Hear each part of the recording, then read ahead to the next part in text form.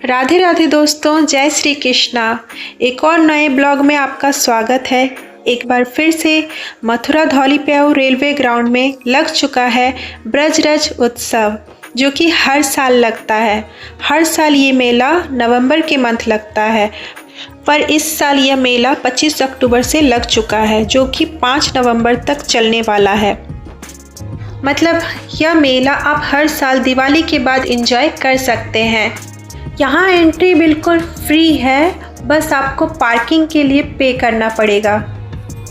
ब्रजरज उत्सव, जिसे ब्रज का उत्सव कहते हैं, ये मथुरा की ब्रजभूमि में मनाई जाने वाली एक वार्षिक सांस्कृतिक और धार्मिक उत्सव है, जो कि भगवान कृष्ण की लीलाओं और ब्रज की परंपराओं को समर्पित है।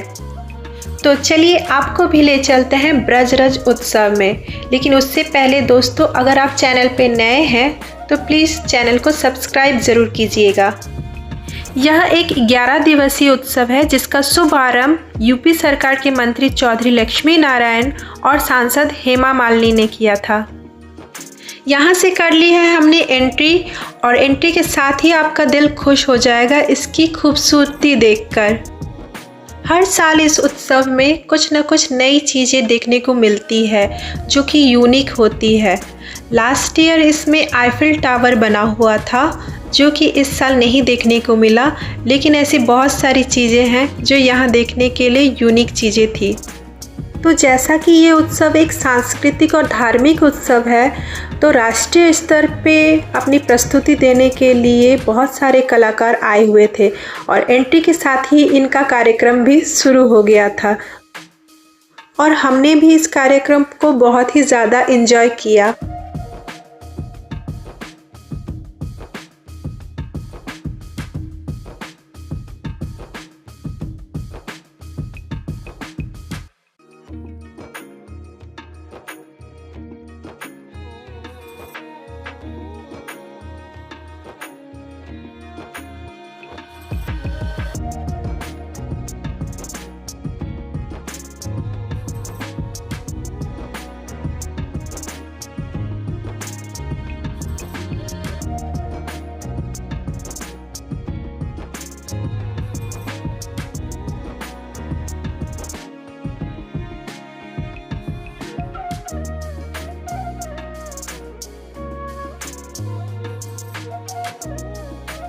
यह उत्सव जिला प्रशासन, पर्यटन विभाग और ब्रज तीर्थ विकास परिषद द्वारा आयोजित किया जाता है, जिसमें स्थानीय और राष्ट्रीय कलाकार अपनी प्रस्तुति देते हैं। उत्सव का उद्देश्य ब्रज की संस्कृति और विरासत का संदेश फैलाना है। सिर्फ इतना ही नहीं, हमारी प्रिय सांसद श्रीमती हेमा मालिनी जी भी इस कार्यक्रम में अपनी प्रस्तुति देती हैं।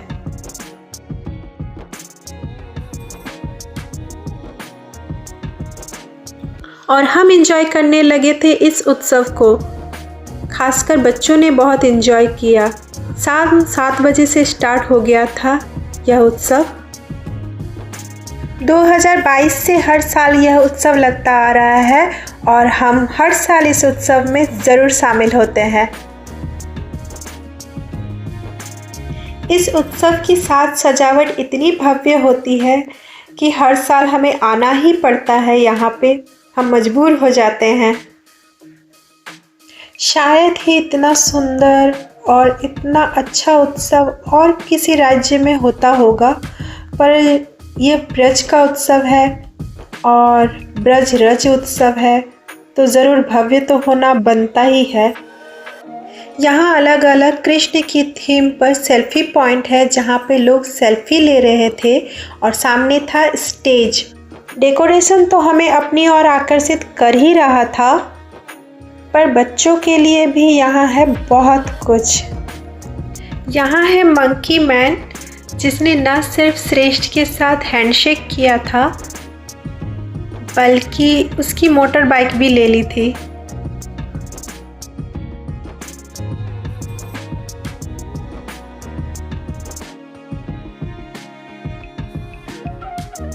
फिर श्रेष्ठ मिला गोरिल्ला मैन से। मुझे लगा था वो डर जाएगा, पर ठीक है, वो डरा नहीं। इसके बाद हम आगे बढ़े और अब देखते हैं यहाँ यूनिक क्या चीज़ें हैं। हमें ये चीज़ बहुत अच्छी देखने को मिली यहाँ पे। यह उत्सव हैंडमेड यानी कि हस्तशिल्प को ध्यान में रख के उसको बढ़ावा देने के लिए ही आयोजन किया जाता है। तो यहाँ पे आप जितनी भी चीज़ें देखेंगे सब हैंडमेड है, यानी कि हस्तशिल्प चीज़ें ही यहाँ पे मिलेंगी आपको। घर के सजावट के लिए यहाँ पे बहुत सुंदर सुंदर चीज़ें थी और सभी आपको हैंडमेड ही मिलेगी।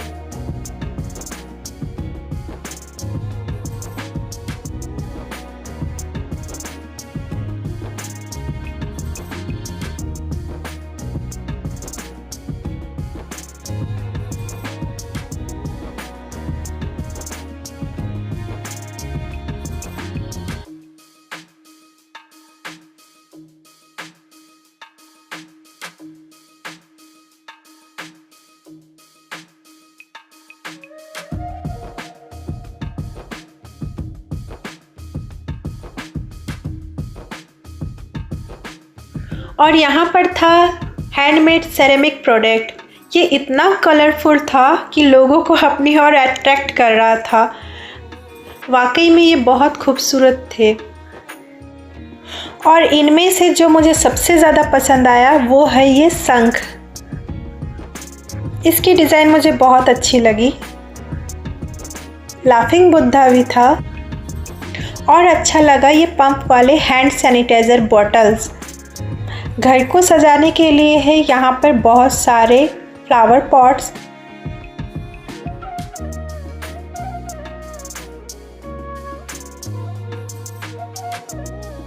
और मुझे ये सेरेमिक अम्ब्रेला भी बहुत पसंद आया। इसके बाद हैंडमेड यहाँ लकड़ी के कंघा, सेंटेड कैंडल्स, सोप और हैंडमेड नेचुरल इंग्रेडिएंट्स से बने मेकअप प्रोडक्ट थे।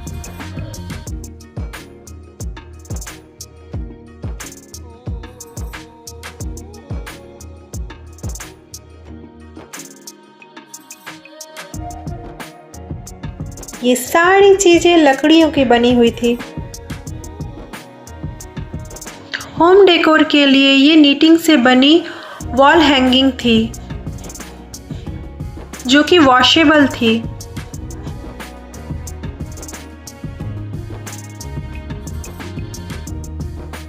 और यहाँ पे मुझे लबूबू डॉल्स भी मिल गए।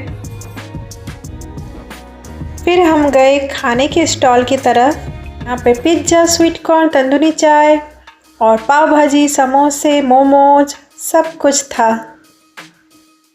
यहाँ पर देखने को मिला दाल बाटी चूरमा और इस स्टॉल पर राजस्थान की खान पान देखने को मिली। राजस्थानी थाली यहाँ पे खाने को मिल रहा था। और ये बर्गर, यहाँ पे मिला बिहार का स्वाद। और यहाँ मिला मुझे लिट्टी चोखा। ये था कुछ साउथ इंडियन, जहाँ मिल रहा था डोसा, इडली, उत्पम।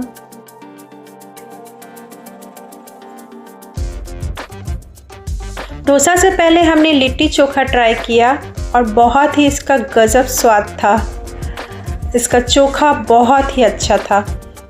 ये लिट्टी चोखा 60 रुपये पर प्लेट था।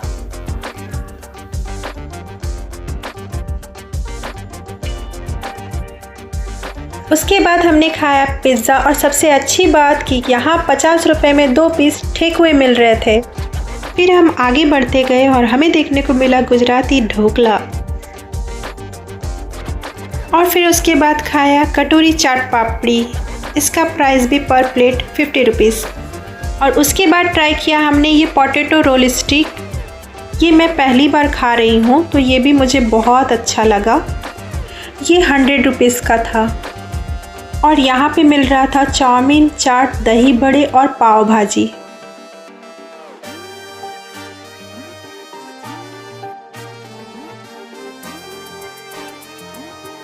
और श्रेष्ठ एंजॉय कर रहा था अपने कॉटन कैंडी के साथ में। इसके बाद हमने स्वीट कॉर्न भी खाए। और ये पान आँखों को देखने में कितना सुकून दे रही है, कितना सुंदर लग रहा है। और आखिरकार पान तो होता है बनारस का बाबू।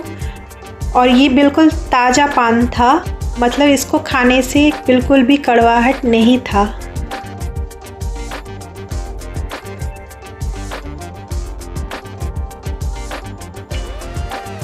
अब थोड़ा पेट पूजा करके हम फिर से निकल पड़े बाकी स्टॉल पर देखने के लिए कि और क्या क्या चीज़ें यहाँ है। तो यहाँ पे मूर्तिकार अपनी मूर्ति रखे हुए थे। बहुत सुंदर सुंदर प्रतिमा थी, ऐसी ऐसी प्रतिमा थी जो आपको शायद आम दुकानों पे बिल्कुल भी ना मिले। यहाँ पे थे कारपेट्स और डोरमेट। यहाँ पे पूजा की सामान थी। बैंगल्स में मुझे ये वाले बैंगल्स कुछ यूनिक देखने को मिले।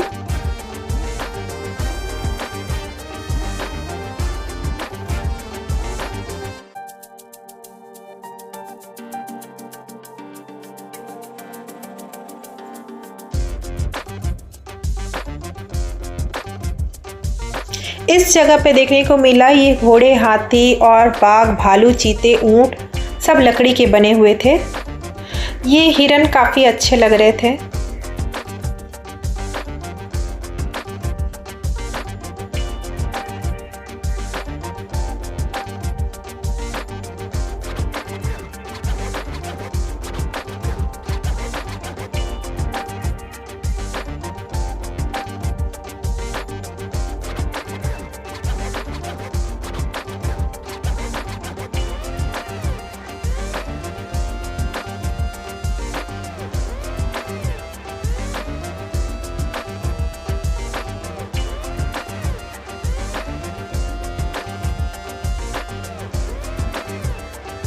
यह उत्सव जिला प्रशासन, पर्यटन विभाग और ब्रज तीर्थ विकास परिषद द्वारा आयोजित किया जाता है, जिसमें स्थानीय और राष्ट्रीय कलाकार अपनी प्रस्तुति देते हैं।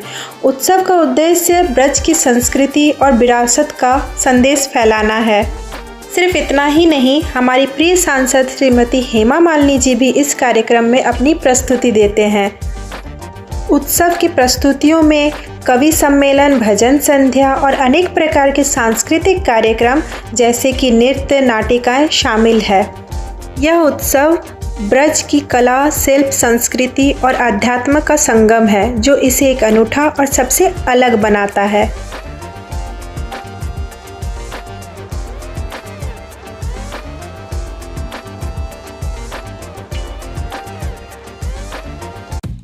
और अब मैं वो जगह आ गई हूँ जहाँ मैं अपना दिल हार जाती हूँ, यानी कि इयररिंग्स मुझे बहुत पसंद है।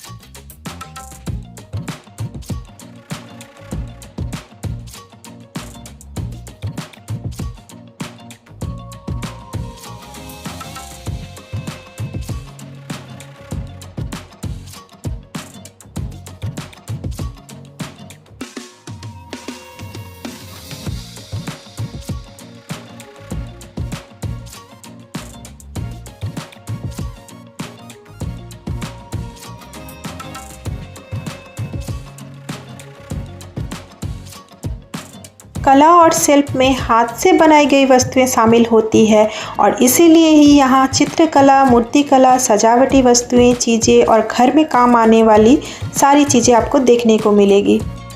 और ये वो चीज़ है जो मैं शायद बचपन में देखी थी अपने घर पे।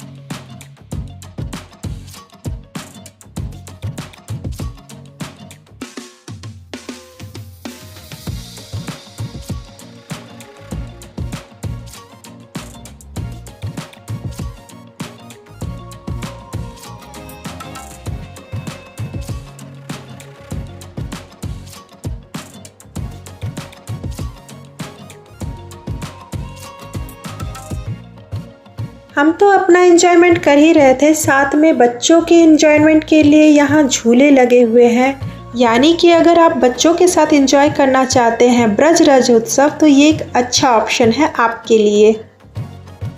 मथुरा में हल्की ठंड शुरू हो गई है और ये चीज़ यहाँ के स्टॉल पे भी देखने को मिली जब यहाँ पर ये ब्लेज़र मिल रहे थे।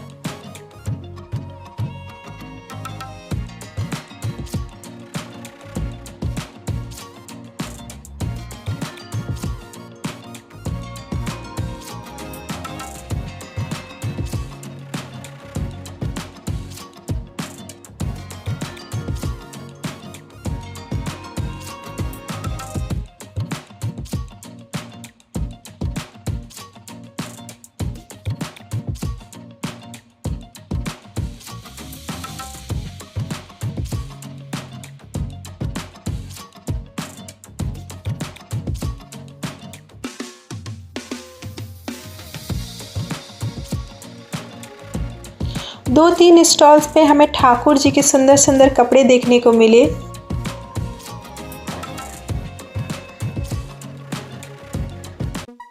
और हमें मिला यहाँ पिक्चर्स क्लिक करने के लिए बढ़िया बढ़िया सेल्फी पॉइंट।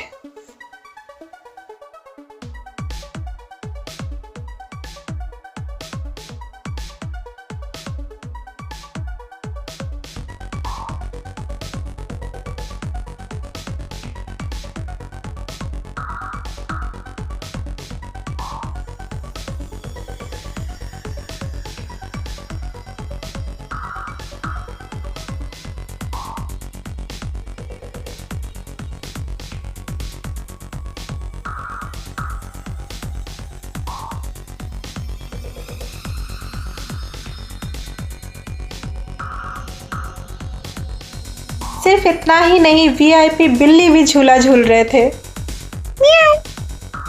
और स्टेज पर कल्चरल प्रोग्राम भी स्टार्ट हो गया था। ये राजस्थानी कलबेलिया डांस है, जिसको राजस्थानी स्नेक डांस भी बोला जाता है। ये जो कलाकार हैं, जो राजस्थानी कलाकार जो कालबेलिया डांस परफॉर्म कर रही हैं, इनका घाघरा 13 से 14 मीटर का होता है और पूरे घाघरा में इनके घुंघरू लगी होती हैं।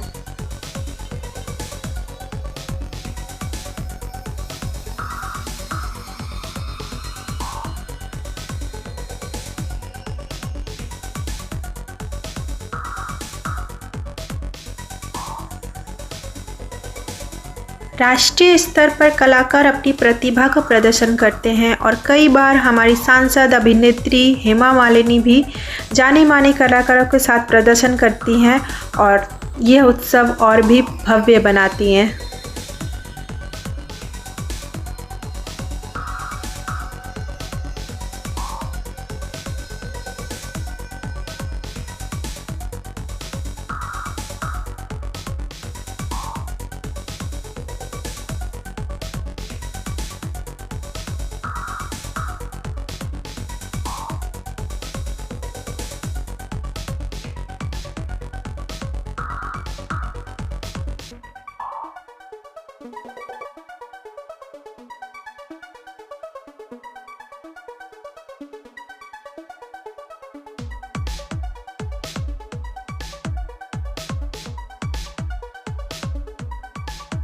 इसके बाद एक ऐसा परफॉर्मेंस देखने को मिला जिसकी जितनी भी तारीफ़ की जाए कम है, क्योंकि उन्होंने एक कलश रखा था अपने सर पर जो कि पानी से भरा हुआ घड़ा था।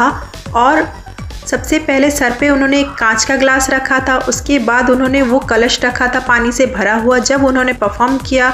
इसके बाद उन्होंने दूसरा कांच का ग्लास रखा, उसके बाद फिर परफॉर्म करके उन्होंने लास्ट में 4 ग्लास कांच के रखने के बाद उसके ऊपर अपना पानी से भरा हुआ कलश रख के जब उन्होंने डांस किया था। ये अद्भुत चीज़ सिर्फ एक प्रतिभाशाली कलाकार ही कर सकते हैं और इनकी जितनी भी तारीफ की जाए कम है।